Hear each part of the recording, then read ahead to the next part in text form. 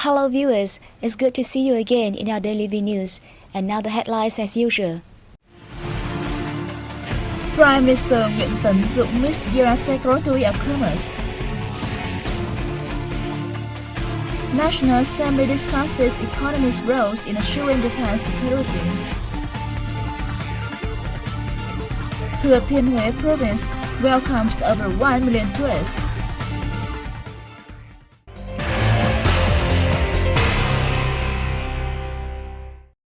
Vietnam wishes to join hands with the U.S. to elevate bilateral cooperation in a broader manner in all fields, especially in economics, trade and investment.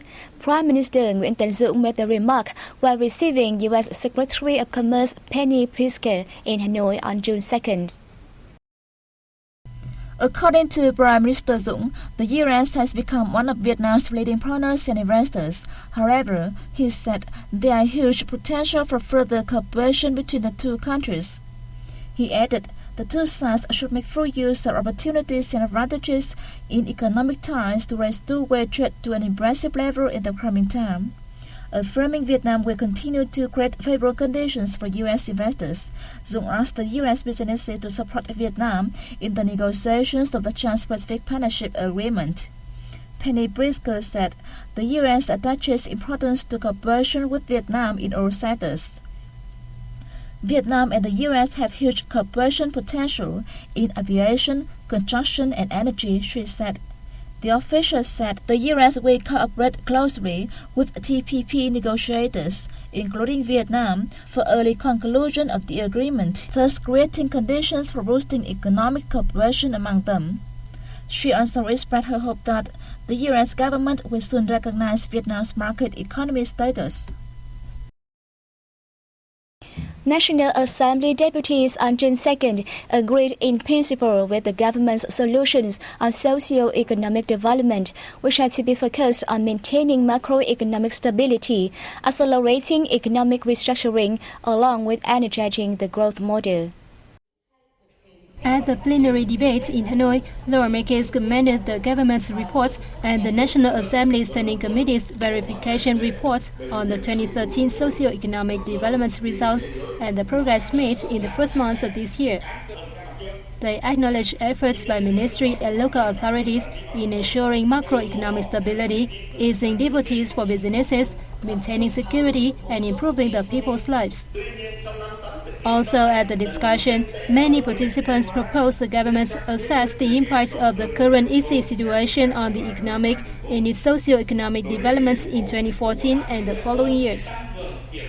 They suggested the building of a mechanism to continue luring investments while ensuring national sovereignty.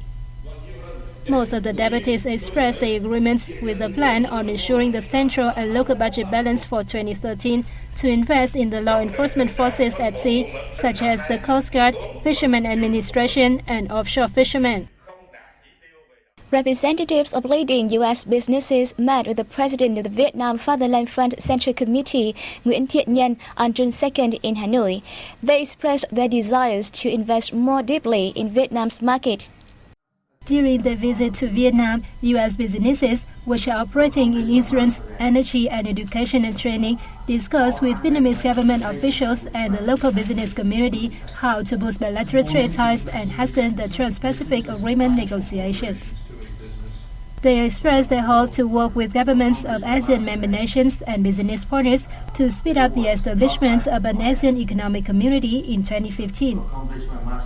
Nhân, also a Politburo member, briefed U.S. guests on Vietnam's socio-economic development, its competitive advantages, and major development goals and orientations by 2020.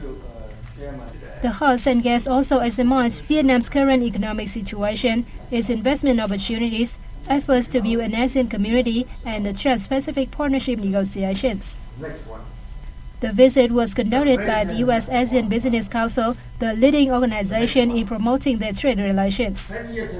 Its success demonstrates the U.S. enterprise community's confidence in prosperous economic developments in Southeast Asia, including Vietnam.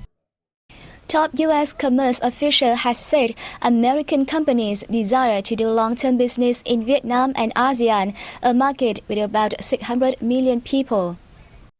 U.S. Secretary of Commerce Penny Pritzker told a press conference in Hanoi on June 2nd that as U.S. businesses see great potential of Vietnam and ASEAN, they want to increase their presence in the countries. The U.S. official is in Hanoi as part of her visit to Asia to support U.S. businesses. The visit focuses on economic development, technology promotion, business development, and the importance of environment management. At the press conference, the secretary said she returns to Vietnam with many U.S. business leaders.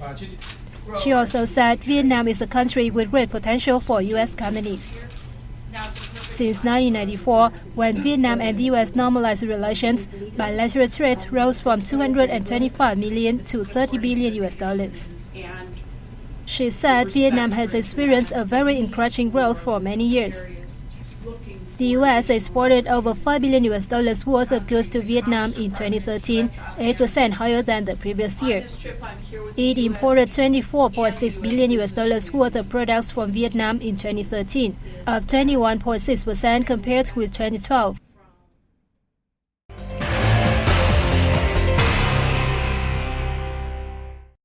Prime Minister Nguyễn Tấn Dũng has said China's recent acts in the East Sea threaten regional peace and stability. He made the remark in a recent interview with Bloomberg. Regarding Vietnam's response to China's actions over the war rig in Vietnam's exclusive economic zone, Dũng said Vietnam has and will do its utmost to defend the sovereignty over its waters by peaceful means.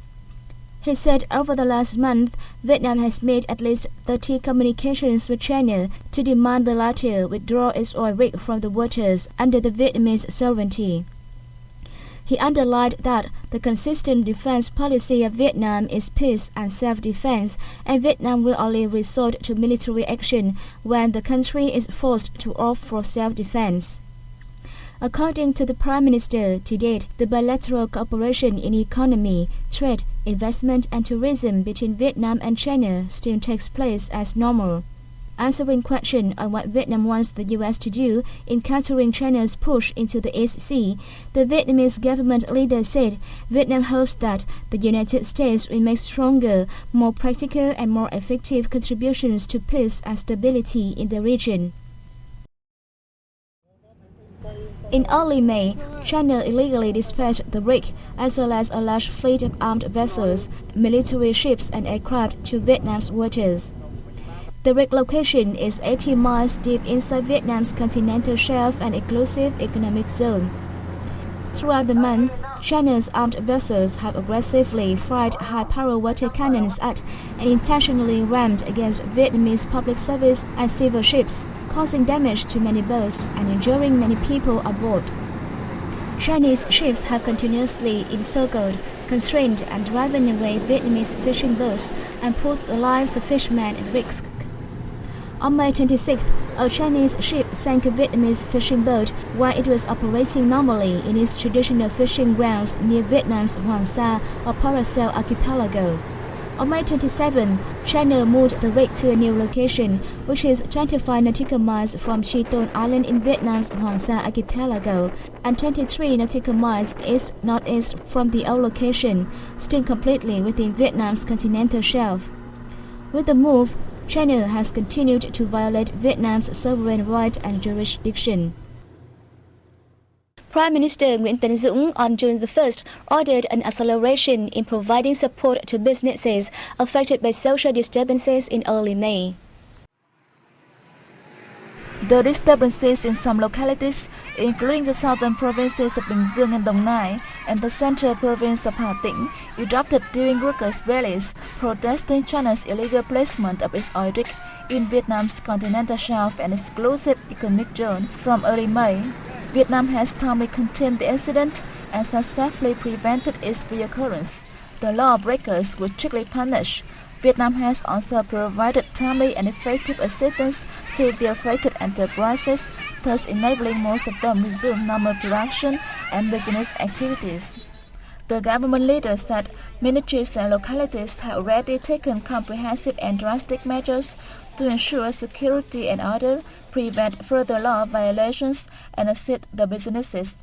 He asked local people's committees to set up working groups in industrial and economic parks to oversee the implementation of support measures.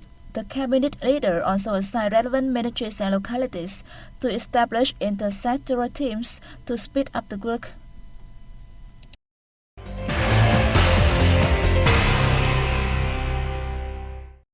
A campaign calling on the Vietnamese people to use locally made products has played an important role in encouraging the production of commodities of higher quality. However, there remains many challenges in exporting and selling locally made goods at home. It is reported that at least 80 to 90% of Vietnamese goods are now on the shelves of many supermarkets. However, the Ministry of Trade and Industry said that distribution channels of Vietnamese goods in rural areas had not been stable, and product promotion remains poor, resulting in low competition among local products. A representative of Intimate Supermarket attributed the selling bottleneck of Vietnamese goods to poor market research and distribution channels. As a result, local consumers have difficulty accessing high-quality Vietnamese goods. The Association of High-Quality Vietnamese Goods Producers said Vietnamese goods find it difficult to compete with goods produced in Vietnam by multinational companies. If distributors give priority to selling multinational companies' goods, Vietnamese goods will have no place in supermarkets, it said. According to the association, many local producers have now invested in upgrading their technology to manufacture high-quality products to meet local demands.